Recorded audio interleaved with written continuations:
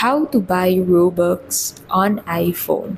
In this video, I'll show you how to buy Robux on iPhone. So buying Robux, the in-game currency for Roblox on your iPhone is quick and easy. So to get started, go ahead and open Roblox on your device. So you can access it on Safari, or you can also access the application on your device. So I am showing this on the Safari version. And then open Roblox from here, and then on Robux, go ahead and select the amount of Robux that you want to buy.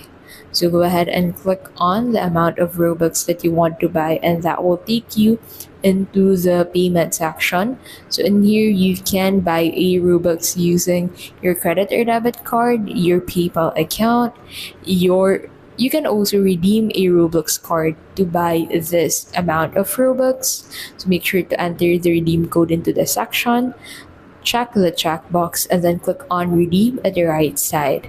And after that, you can go ahead and get your Robux credited on your Roblox account.